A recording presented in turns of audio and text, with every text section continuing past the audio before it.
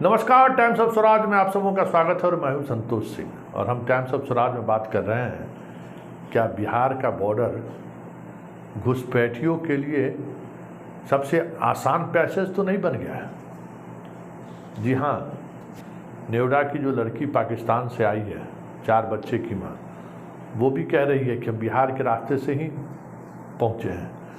प्रशासन खंडन कर रहे हैं। 2 चीनी यात्री, 2 चीन के नागरिक कल पकड़ाए हैं। आए दिन पकड़ाते रहते हैं। पुलिस मुख्यालय के माने तो अभी तक 41 विदेशी नागरिक गिरफ्तार हुए हैं। हाल में ट्रेन में नाइजीरिया का एक आदमी बिना पासपोर्ट का घूम रहा था। मतलब बिहार का बॉर्डर रामराज, जिसको जैसे भी हो आना जाना, कोई किसी को देखने वाला नहीं है। मतलब जो बांग्लादेश के बॉर्डर से जो चीज़ें नहीं हो रही थी, वो अब बिहार के बॉर्डर से होने लगा है। ये साफ दिखने लगा है, क्योंकि हर इस तरह की गतिविधियों में शामिल लोग जो गिरफ्तार हो रहे हैं, वो बिहार का बॉर्डर क्रॉस कर रहे हैं। तो क्या ये माना जाए कि बिहार का बॉर्डर घुसपैठियों के लिए या इस तरीके के लोग जो खुफिया एजेंसी से जुड़े होते हैं उनके लिए आसान टारगेट हो गया है, इसी के सहारे घुसने का? जरा सुनिए एडीजी मुख्यालय गंगवार क्या कर रहे हैं। पैट करने वालों के विरुद्ध जो पुलिस की कार्रवाई की गई है, उसके बारे में आपको मई की सूचना दी गई थी। अब तक की जो अद्यतन सूचना है उसके अनुसार कुल 41 विदेशी नागरिकों की गिरफ्तारी बिहार राज्य से की गई, जो कि अंतर्राष्ट्रीय सीमा का उल्लंघन कर बिहार राज्य में प्रवेश किए थे। और इन सभी विदेशी नागरिकों को विभिन्न अपराधों में संलिप्तता के आधार पर गिरफ्तार किया गया। इन सभी गिरफ्तार किए गए अभियुक्त अभी विदेशी न्यायिक हिरासत में हैं। सभी के विरुद्ध कांड दर्ज। जो संख्या है उसमें आपको बता दूं कि किस अपराध में इन लोगों को गिरफ्तार किया गया। कुल गिरफ्तार विदेशी नागरिक 41 हैं।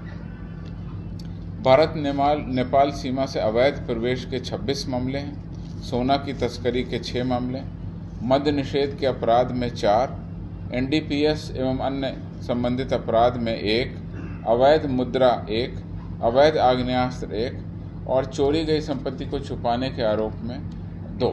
कुल 41 विदेशी नागरिकों को हम लोगों ने डिटेन किया, अरेस्ट किया, कांड दर्ज किया और सभी अभी न्यायिक हिरासत में। अभी जैसा कि पर बिना भारतीय वीज़ा के अनधिकृत रूप से नेपाल के रास्ते भारत में प्रवेश करने का प्रयास करते हुए 2 चीनी नागरिकों, जिनके नाम क्रमशः झाओ जिंग और फू पोंग बताए गए हैं, दोनों जिग्याशी प्रांत चीन के हैं, इनको कि हमारे इमिग्रेशन ऑफिसर्स के द्वारा पुलिस को हैंडओवर किया गया, इनको गिरफ्तार किया गया और इनके विरुद्ध रक्सौल हरैया ओपी में कांड दर्ज कर इनको न्यायिक हिरासत में भेजते हुए आगे की कार्रवाई की जा रही है। तो आपने सुना क्या कह रहे हैं गंगवार साहब? नहीं, हम लोग बहुत मुस्तैद हैं। 41 लोगों को अभी तक गिरफ्तार कर चुके हैं। चप्पे चप्पे पर हम लोग निगरानी बिठा रखे हैं। एसएसबी के जवान हैं हर चेक पोस्ट पर, फिर हमारी खुफिया एजेंसी है, बिहार पुलिस है, जितने बॉर्डर के थाने हैं उस थाने को सख्त ये निर्देश है कि इस तरीके के विदेशी नागरिक जहाँ कहीं भी जैसे भी दिखे तुरंत उस पर कार्रवाई करना है। लेकिन इसके बावजूद भी घुस कैसे जा रहा है?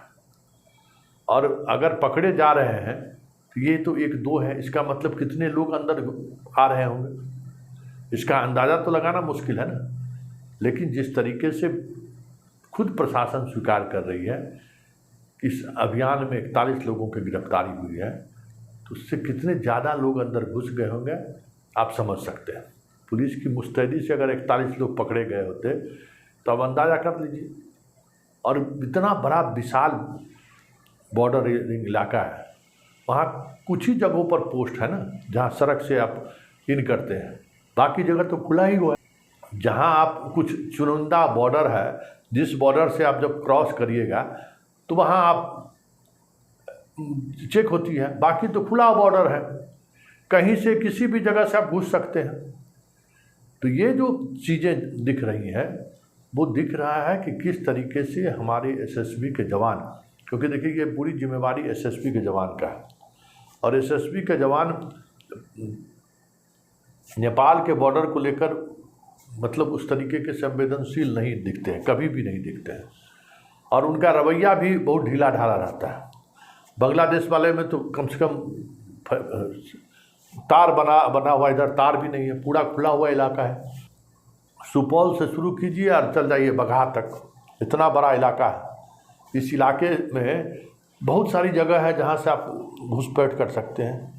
तो ये जो घुसपैठ के लोग के लेकर जो एडीजी मुख्यालय ने जो सत्य को स्वीकार किया है, ये बहुत ही सावधान करने वाली बात है। ऐसा ना हो कि बिहार आने वाले समय में आतंकियों का पनाहगार का रास्ता न बन जाए, क्योंकि भटकल बंधु भी इसी रास्ते से नेपाल गए थे और नेपाल से गिरफ्तारी हुई थी। याद होगा आपको कि भटकल बंधु भी के अलावे जितने आतंकी इस तरीके की गिरफ्तारी हुई है, जिनका रिश्ता नेपाल से, पाकिस्तान से और भारत से रहा है, वो सारे के सारे बिहार के रास्ते से गए हैं। ये कई बार अनुसंधान में सामने आया है। ऐसे में आप कह सकते हैं कि अब कश्मीर और बांग्लादेश के बॉर्डर को छोड़ बिहार के बॉर्डर के सहारे इस तरह के लोग घुसना शुरू कर दे तो ये बेहद चिंता की विषय है।